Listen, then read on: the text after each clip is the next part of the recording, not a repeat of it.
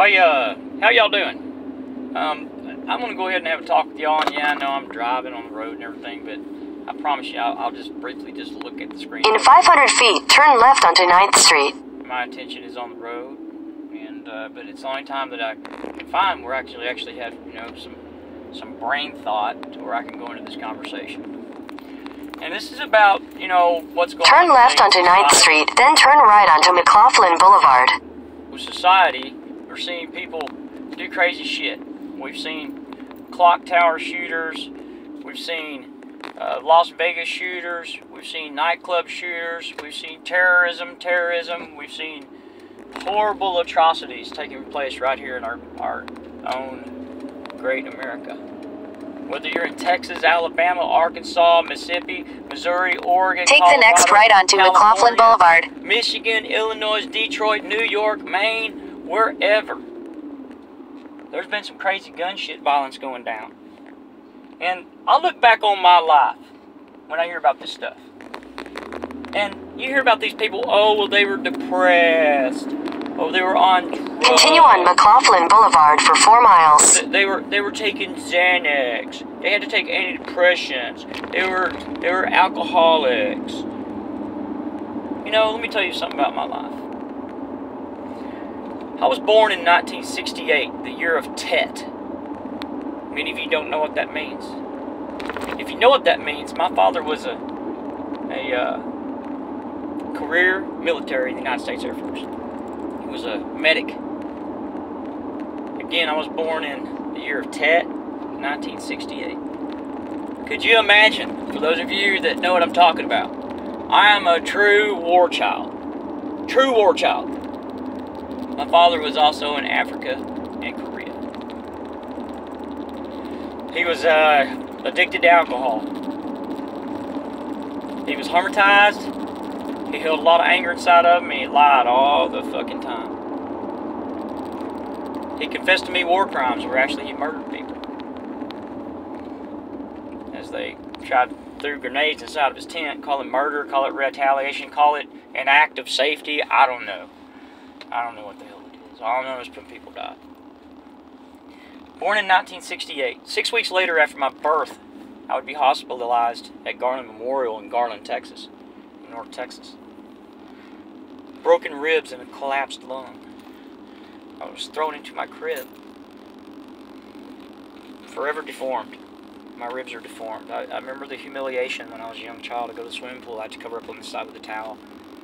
I never walked around without my shirt, and I'm skinny by nature, so I just, people fucking bullied me.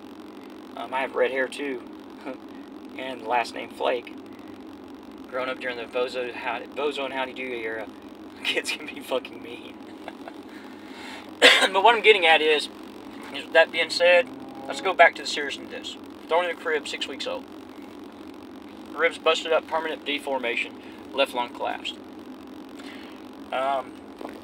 Fast forward ahead, my dad remarried again. Somehow he got custody of me. I don't know. So, fast forward ahead, my grandma took care of me a whole lot. He's got a new wife, a stepmom. I'm like 2-3 years old. Underneath my arms, she had long fingernails. Underneath my arms is thousands of crescent-shaped pits where flesh has been taken out of my body. And from her fingernails. She tattooed me. She's dead now. Unfortunately, I have to carry the tattoos for the rest of my life, including this right here on my ribs. That's 2 things right there.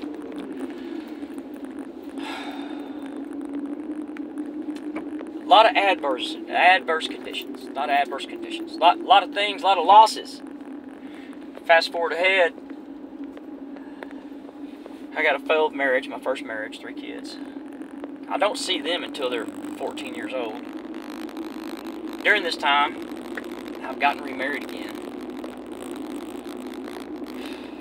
I lost my daughter to a drunk driver. The drunk driver was the mom.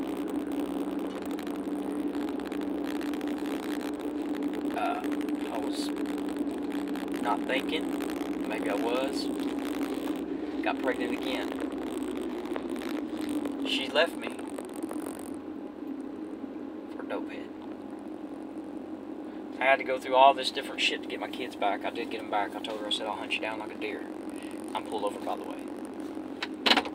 I said, I'll hunt you down like a deer. She told the judge that in that protective order. I said, yes, I would. I would absolutely hunt you down like a deer. Like a deer. Because she had innocent children, and she's already proven that she was capable of taking the life of one child. Then certainly, my 2 boys were at risk, being that she left with a dope head. These things would be factually presented, factually proven in courts, as she was later charged with all this different shit. So, anyhow, and convicted on lamb warrants. I never received 1 penny of child support. My boys are now 17 and 20. They were 1 and 3. But hold up. That was in 2002. They were 1.5 years old and 3.5 old. And a month before she left me, I got a report of 4th stage cancer in my bones. I put the shit on the back burner. I worked. I had to keep my family going. I had to pay for Montessori. I didn't trust my kids with anybody, so I wanted the Catholic nuns to spank their asses. And it worked. So, I'm not abusive, but, you know, I believe in some discipline, period. There's going to be liberty, but there's going to be law and order. Alright? So, fast forward ahead, I've got reports of 4th stage cancer in my body. I put it on the back burner. 2 years later, I'll be dying.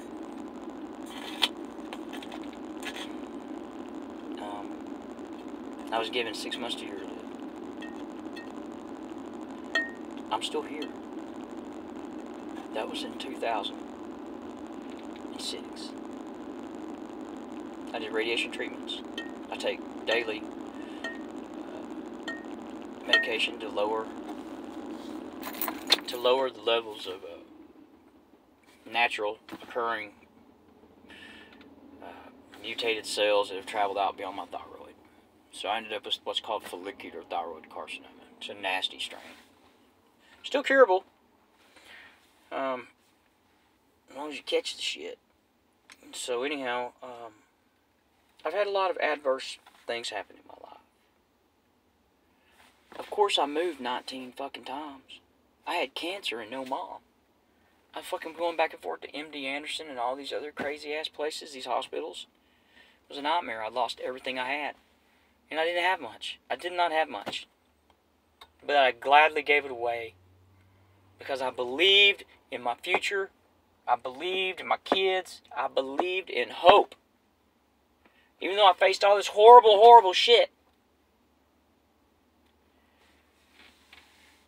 And what I'm seeing today, when I hear about people climbing up on top of clock towers and shit, and shooting up fucking people at Las Vegas, and shooting up schools, because they got bullied, and shooting up restaurants, and shooting up theaters.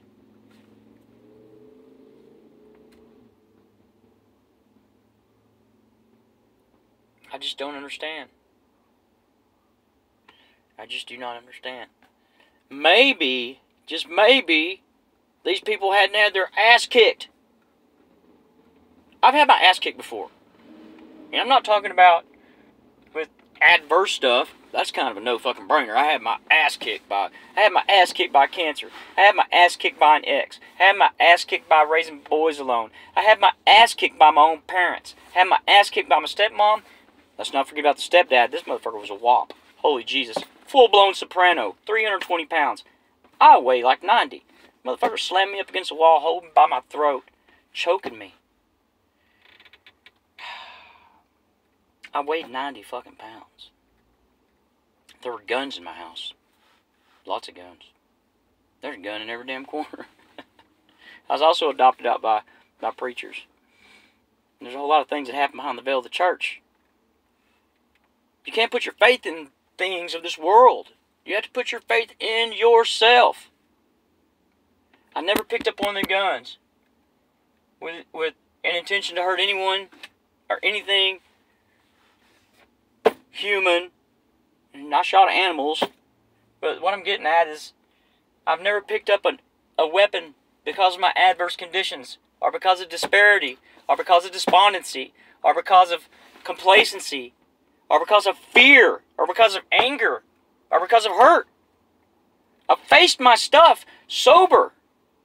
I didn't face it with Xanax. I didn't face it with Wellbutrin. I didn't face it with any of the alcohol.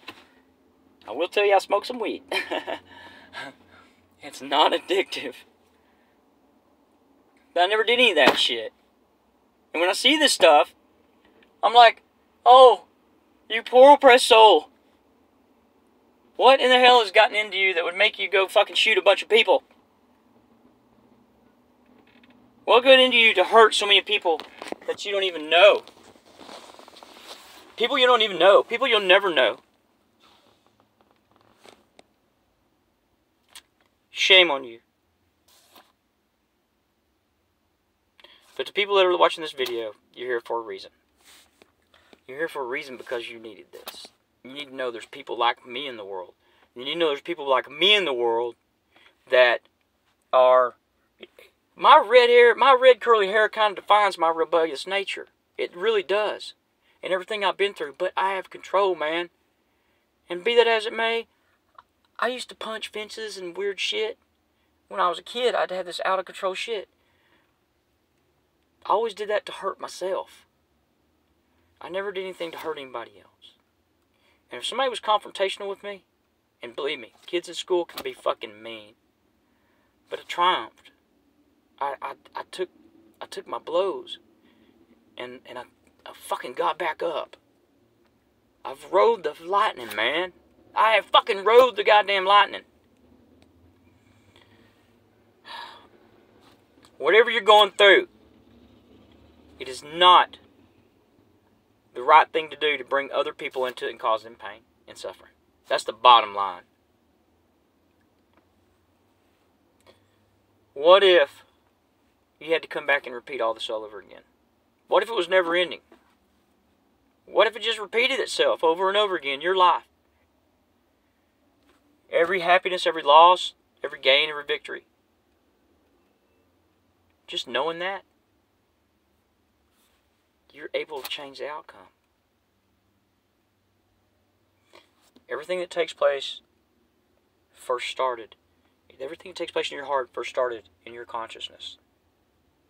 And you have to ask yourself, these emotions that I'm feeling, whether they're anger, fear, hatred, disparity, I don't give a fuck about the world. And you should. You should care about you. You have to ask yourself, where is this stuff taking place? Friend, it's taking place right here. Right here. Right here in your mind. And when you realize the authority that being consciously aware has in your situations, you'll no longer be dependent upon alcohol. You'll no longer be dependent upon any kind of sedatives. You're going to have your trials and times. I'm not saying they're going to go away. But you're going to know how to breathe. And you're going to know that you ain't the only one. But those that have gone out there and picked up weapons and have fired upon people and have hurt other people, suicide bombers and shooters and all that stuff, you're truly the pussies in the world. Truly. And I hate to say that, but because it sounds so ugly, but that's a pussy fucking thing to do. I mean, if you're already defeated, why the hell do you want to defeat everybody else? It doesn't make any sense. So what I need to do is make you feel valued. Now, you don't have to be a pussy. You can be a fucking lion. Ah! If you'll just face these incidental emotions and understand that they're temporary and that the battle is taking place in your mind. And using your mind methodically, you can face anything. My God, whether you're female or male, you're created from a sperm and an egg. You beat 300 million sperm to get here. Remember that. People believe in you, believe in yourself. No matter what you're facing, don't cause harm. Open your heart, no matter how hard it hurts.